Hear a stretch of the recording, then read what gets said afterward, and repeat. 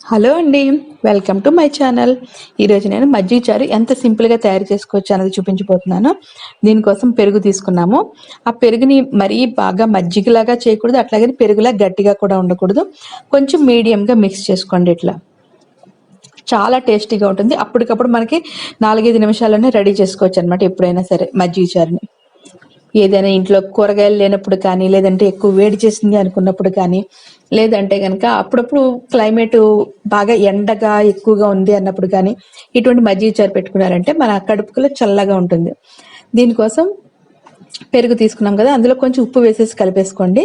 తర్వాత స్టవ్ మీద ప్యాన్ పెట్టుకుని అందులో కొంచెం నూనె వేసుకుని శనగపప్పు వేసుకున్నాము, ఆవాలు, జీలకర్ర, కొంచెం మెంతులు వేసుకోండి. ఎక్కువ వద్దు, ఎక్కువ మెంతులు వేసారంటే మళ్ళీ మజ్జిగ చారు చేదు వస్తుంది అనమాట, వగరుని.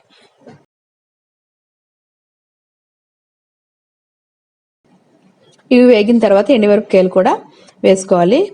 మన స్పైసీని బట్టి ఎండుమిరపకాయలు, పచ్చిమిరపకాయలు ఇవన్నీ వేసుకుంటున్నాము. పచ్చిమిరపకాయలు నేను చిన్న ముక్కలుగా కట్ చేశాను. అట్లాగే ఉల్లిపాయలు చీరికలు కోసాను అనమాట. మన ఇష్టం, ఉల్లిపాయలు కూడా చిన్న ముక్కలు కట్ చేసుకోవచ్చు, ఇట్లా పొడవ కట్ చేసుకున్నా బాగుంటాయి. వీటిని లైట్గా ఫ్రై చేసుకోవాలి. ఒకవేళ ఇంట్లో చిన్నపిల్లలు ఉన్నారు అంటే పచ్చిమిరపకాయలు పొడవుగా కట్ చేసుకోండి.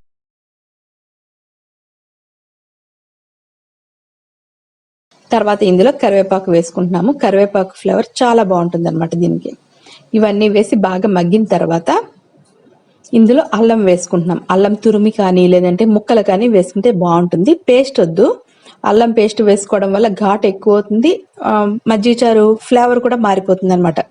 అందుకని ఇట్లా తురిమి కానీ లేదంటే చిన్న ముక్కలు కట్ చేసి కానీ వేసుకుని కొంచెం ఫ్రై చేసుకోవాలి. ఇలా ఫ్రై చేసుకున్న తర్వాత ఇందులో పసుపు వేసుకుంటున్నాము. అలాగే ఈ ఉల్లిపాయ ముక్కలకు సరిపడగా మాత్రమే కొంచెం ఉప్పు వేస్తున్నాను, మరి ఎక్కువ వేయద్దు. ఆల్రెడీ మనం పెరుగులో వేసుకున్నాం కదా, అందుకనేసి ఇందులో కొంచెం ఉప్పు వేసుకుంటే సరిపోతుంది. వేసేసి బాగా కలిపేసుకోవాలి. ఇప్పుడు ఇవన్నీ చక్కగా ఫ్రై అయిపోయినాయి కదా, ఇప్పుడు స్టవ్ ఆఫ్ చేసేసి ఈ తాలింపుని తీసుకెళ్ళి మనం పెరుగులో వేసేసుకోవాలన్నమాట. చూసారు కదా, ఉల్లిపాయలు కూడా బాగా మెత్తగా అయిపోక్కర్లేదు, కొంచెం క్రంచీగా తగులుతుంటే బాగుంటాయి. తర్వాత దీన్ని తీసుకెళ్లి పెరుగులో వేసేసి కలిపేసుకున్న తర్వాత ఒక్కసారి ఉప్పు చూసుకోండి సరిపోయిందా లేదా అనేసి. సరిపోకపోతే ఇక్కడే వేసేసుకోవాలి. కొంతమంది పసుపు తీసుకొచ్చి పెరుగులో వేస్తుంటారు, అట్లా వేస్తే పచ్చి వాసన వస్తుంది అనమాట.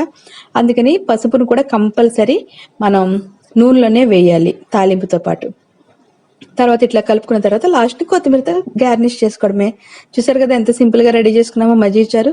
ఈ వీడియో మీకు నచ్చినట్లయితే లైక్ చేయండి, షేర్ చేయండి.